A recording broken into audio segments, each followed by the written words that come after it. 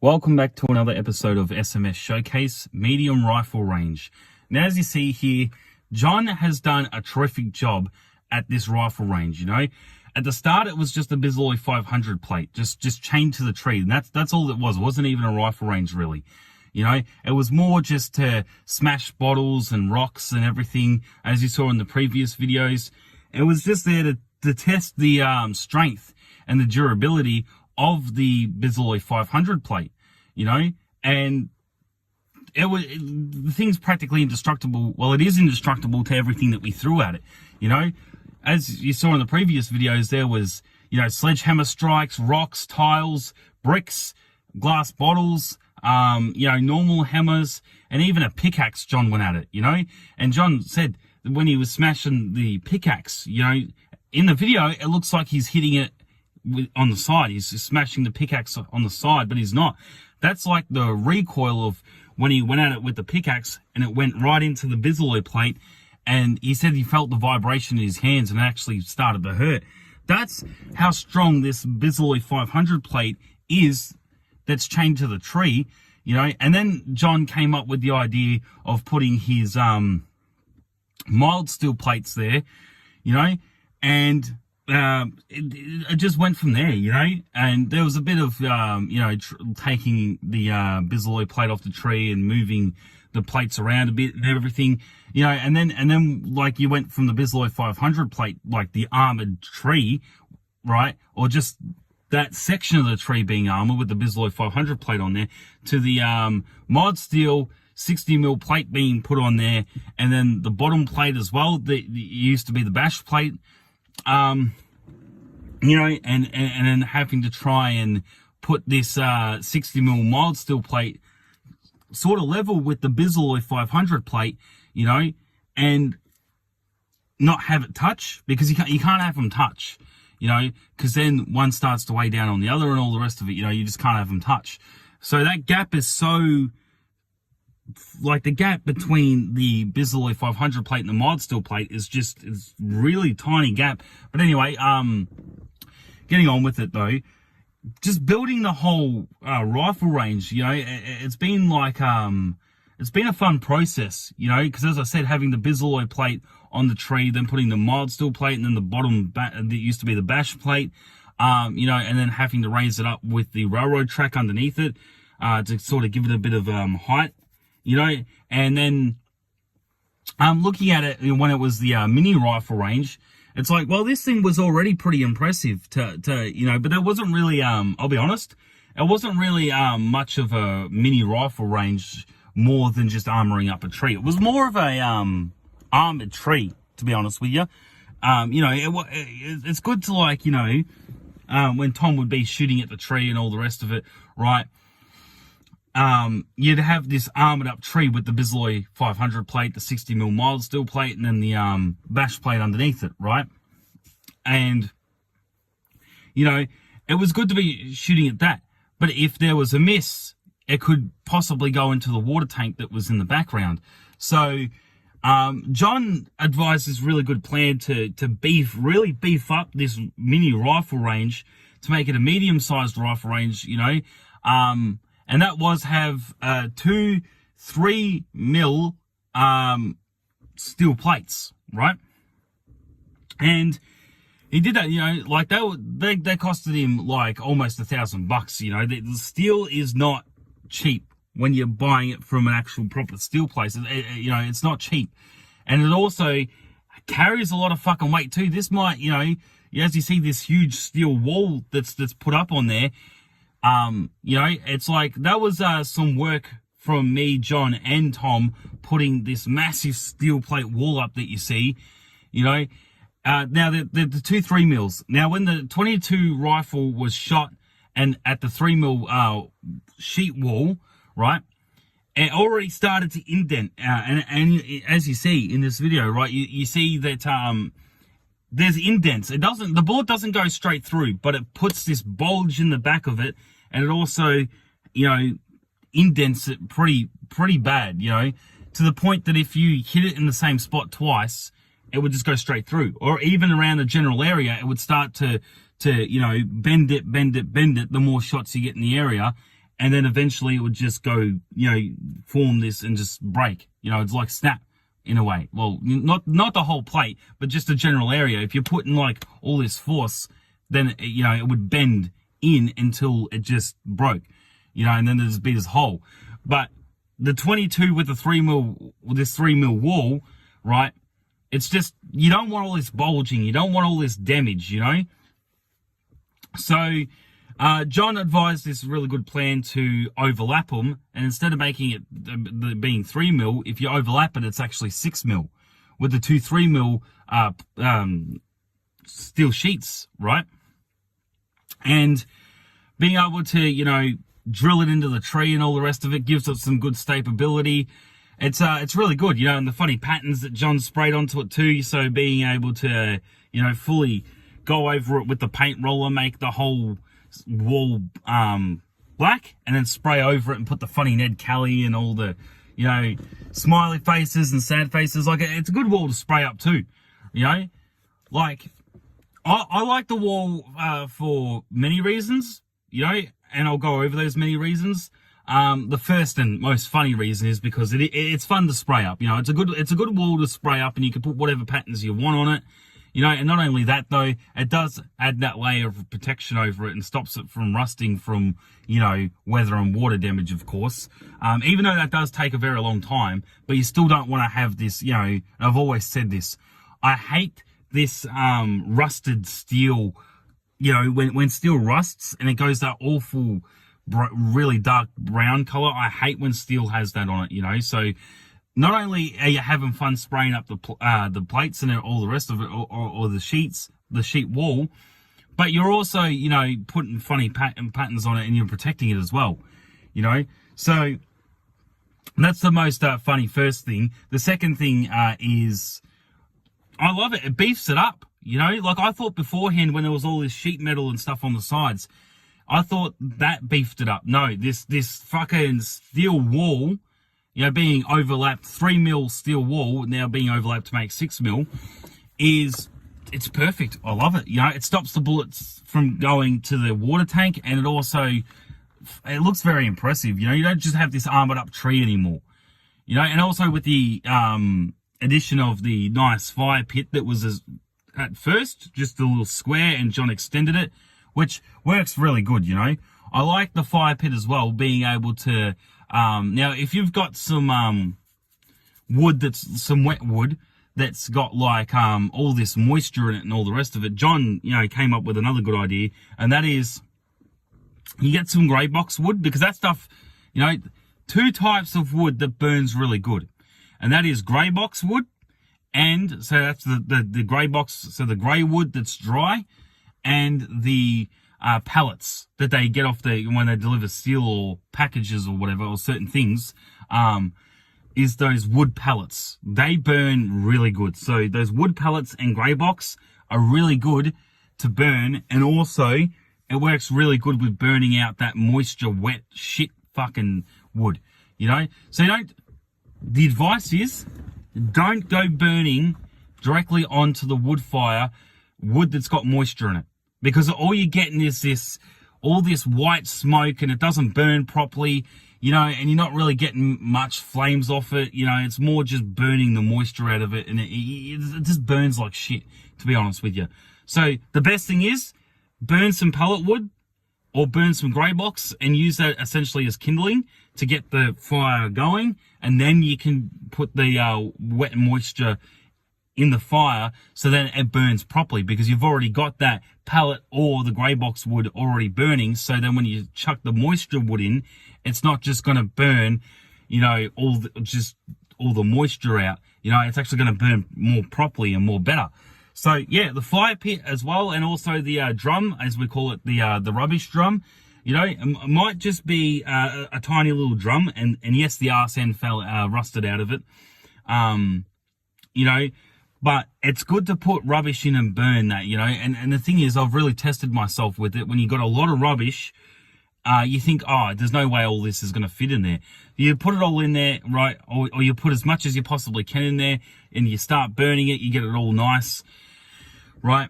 And then you can break down all the rest of the rubbish and then put it down, because of course it's burning it into, it's burning it into carbon, right? So then it gets burnt down into the carbon and you can just keep adding rubbish to it, right? And the reason why I'm talking about the rubbish drum and the fire pit is because that's all part of it though, right? And I'll get back to the steel in a minute, but it's all part of it. You know, the fire pit is being extended and the rubbish drum, it's all just part of what makes the rifle range so good. Because you can sit down there. It doesn't matter whether you're burning rubbish or you're burning fire. I'd rather have a wood fire with grey box or pellet, right?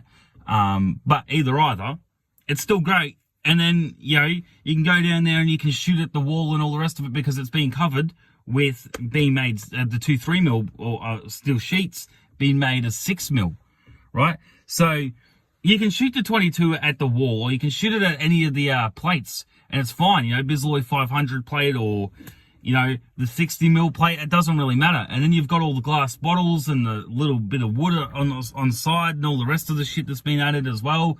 The shitty aluminium or, you know, a frying pan, whatever, right? Whatever you can practically chuck at it at this rifle range, you can shoot down there. So, yeah, no, it's really good. I love it, you know. As I said, it just looks impressive, you know. It really does. The Bisley 500 plate is just great because of how strong it is, you know. As I've said before, it might only be 16mm, but it's 500 grade steel. It's fucking strong. And even the 60mm mild steel plate, it's been strengthened by the thickness of 60mm. So, you know, and then you've got the 3mm sheet wall that's been overlapped to be made as 6mm. So it's very good, you know. And John does have a lot other plates coming as well. He did get his new bash plate as well, right? But he's getting a 50mm, I think he said 50mm Bisley 450 grade. So not 500 grade like the Bisley 500 plate, right? It's 450.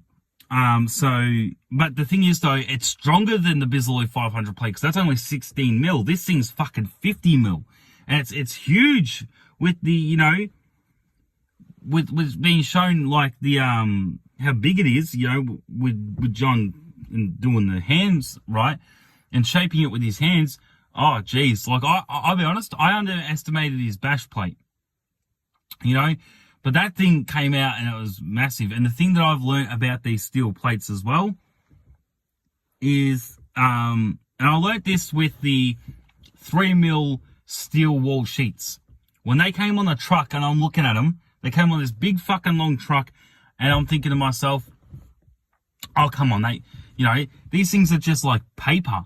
They look that thin, right? That it looks like they're just delivering paper sheets, you know, like steel paper sheets.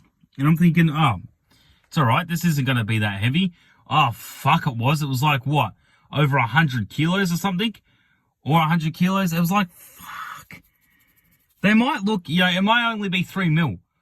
But 3mm in steel, it's fucking heavy as shit. You know, it really was. It was that fucking heavy that John had to move it, lift it from his end.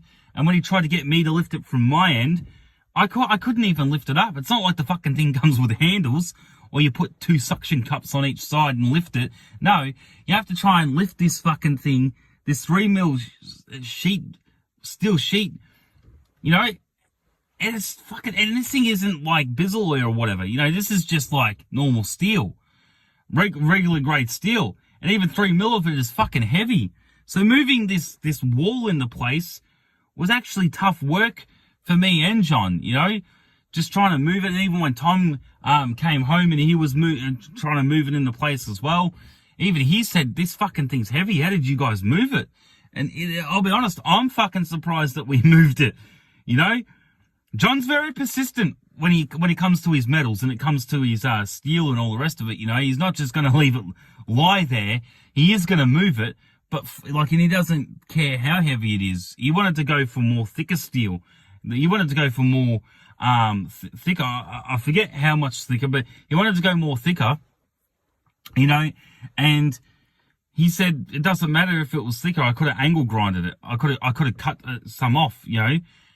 And he's very persistent in his steel. That's why he's got all these things. That's why he's, you know, got these big steel walls and getting a 50mm Bizzle 450 plate, and, you know, and this new bash plate and all the rest of it. It's like, fuck, he spent a lot of money on steel, but you can see how much of a passion and how much love he does have for it, you know. So I give John credit for actually, you know, making and putting together this medium rifle range. And it is a medium rifle range because you look at the size of it, it's not huge, it's not massive, but it's also not small either, you know. And it's very good to go down there and, you know, have a fire, have some drinks, shoot the guns, and, you know, just have a good time, and you know, shoot up the bottles, and now you can shoot up the wall and everything too. There is a section, as you see, where it says don't shoot. That's the section that's 3mm.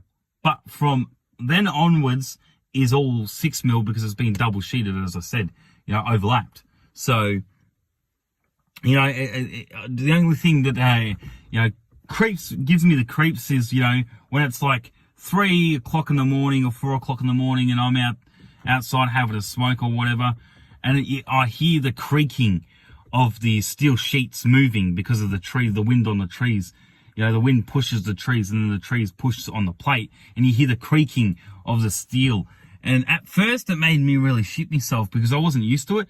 I was thinking there was somebody down there. I didn't think it was John. I thought there was like some creepo or some shit on the property that was fucking leaning against those steel sheets. And I'm like, what the fuck? I got my torch and I looked, I said, why the fuck does the steel make that noise? Like, I know it's a no-brainer, you know, but like, I wasn't used to it. So I'm like, that's a bit fucking creepy. And even now it still gets me, you know, like I know it's the wind pushing the trees, that's pushing the plates, forcing the plates to make that, not the plates, the sheets, right? The sheet wall to make that noise, but it still creeps me out.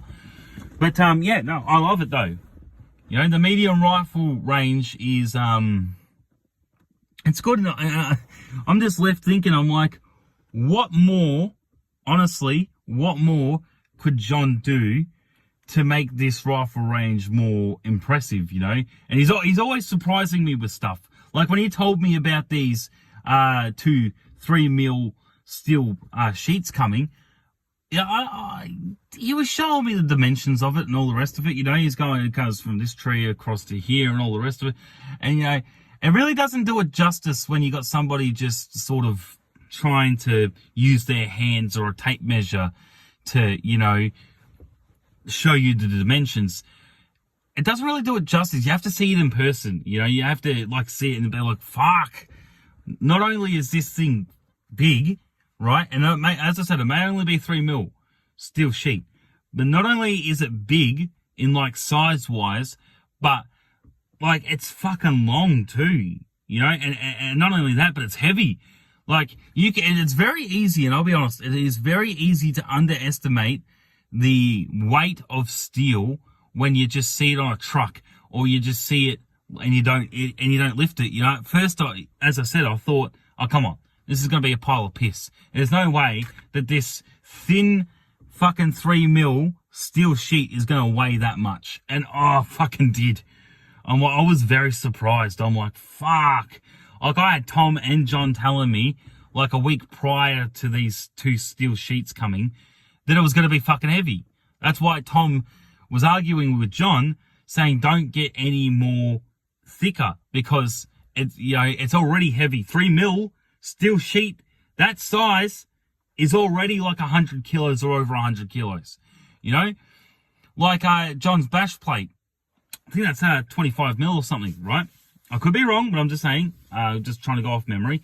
I'm pretty sure it's 25mm, and that was over 100 kilos. And John actually had to move that on the trolley by himself because I was out at the time. And you know, I'm like, after fucking feeling the weight of the 3mm sheet, right? That's why I'm like, well, if this thing's going to be like 140, 150 kilos or whatever, right? This new bash plate that you're getting, fuck, I really don't want you moving that. Like, I know it's smaller in way of size. It's not as large as, nowhere near as large as the 3mm sheet walls, right? But it's the fact that it's, yeah, it's 25mm. It's more thicker, way more thicker. than 3 mil. So it's going to weigh way more, you know. And I said, you can put it on the trolley and you can pull one arm, I'll pull the other one. You just wait for me to get home. And, you know, this is what I'm saying. John's very persistent. He can, you know, he has that much of a passion for steel. He literally moves all this by himself sometimes if he's forced to, you know, because as I said, he's not just going to leave it there on the ground. You know, so not only do I have to give John credit for what he's done with the medium rifle range and spending so much money on all the steel plates and the wall, the sheet wall and everything, but like, be honest, that's what gave me the shocker the most, really, was those two things. The weight of the steel, I underestimated that, and before John told me the price of steel as well. You know, just 3 mil. 3 mil of 2 steel sheets was almost practically $1,000. I'm like, oh, I couldn't fucking believe it. You know, I'm like, I mean, these things are massive, and I sort of like, now that I look at it, I'm like, well, it sort of makes sense because of how big they are, but like, I had no idea that steel was expensive, sort of based on no matter how thick you're getting it, right? It's like it is expensive, and the more thicker you get, the more expensive it is, you know? Sometimes I'll just do a laser cut, or sometimes I'll just make the plate or the sheet from scratch, you know, either way. I reckon, so with the steel sheets, the 3 mil steel sheets, I'm pretty sure they just made that by themselves. But when it came to the bash plate, that was actually cut off because of the 25 mil thickness, right? So, yeah, I'm like, that's interesting. The manufacturing of steel, it is interesting. So, yeah, as I've said though, I'm starting to repeat myself now. It is very impressive though. You know, when you take a look at this, it is very, very impressive. I love how it's turned out. I love all the time and effort that John has put into it. You know, I don't think there's really much more that he can do with it. You know, come on, you got these two, you got the Bisalloy plate, you got the mild steel plate, the old bash plate, you know, and then you've got these 2 3 mil walls. What else can you do? You know, it protects from the water tank being hit in the background.